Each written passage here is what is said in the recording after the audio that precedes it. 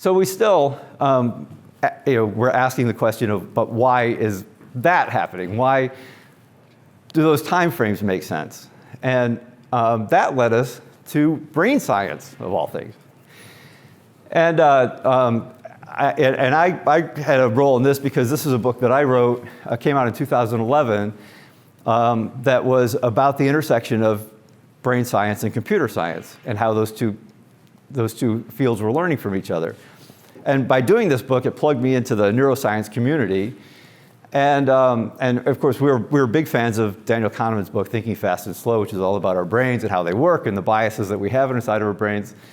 And so I took the data and the research we had done to a few of my neuroscience friends and said, what does this mean to you? Like, how does this map to anything that you understand? And they said, absolutely, it does. And they started talking to us about the cognitive biases in our brains. And cognitive biases are these things in our brains that make us make decisions that are not based on logic.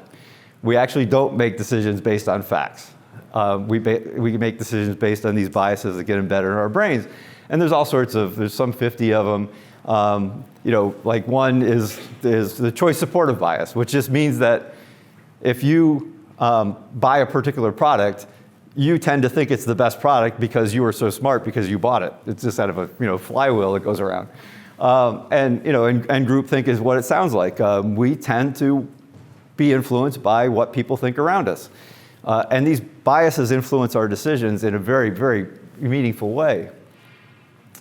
So there's another aspect of things that the neuroscience were talking to us about, and this leads us back to some of the category conversation, that when there's too much choice, when there's a lot of stuff out there, our brains categorize things. And that's why, for instance, when you go in the grocery store, it's not arranged alphabetically. It's arranged by categories, because that's how you think. And you want to go in and you want to find the spaghetti sauce, and you go to the aisle where the spaghetti sauce is, and then you make the choice out of a bunch of things that are on the shelf. Interestingly, in business, a line item on a budget is essentially a category. And that's how, again, we think when we run a company. We need, I know I need some public relations, for my company. And then you think, what's the company that's the most, the dominant one, or the one that, is most important for me to engage in that category. So a winning category strategy actually creates a new line item. If you're a B2B company, creates a new line item on somebody's budget. And so when we create these categories in our minds, and our biases tend to put one or two category kings in that space. When you go to the spaghetti sauce aisle, you probably think there's a spaghetti sauce that you think is the best one or the best value for you to buy, and it's already in your brain. You're not going to go there every time and stare at every one and read the ingredients and look at the prices and decide which one to buy. And here's some, just some categories that are, we pretty obviously have category kings in, and they establish themselves in our minds as those kings. And so once we have those, established as those winners in categories, those biases tend to keep them there.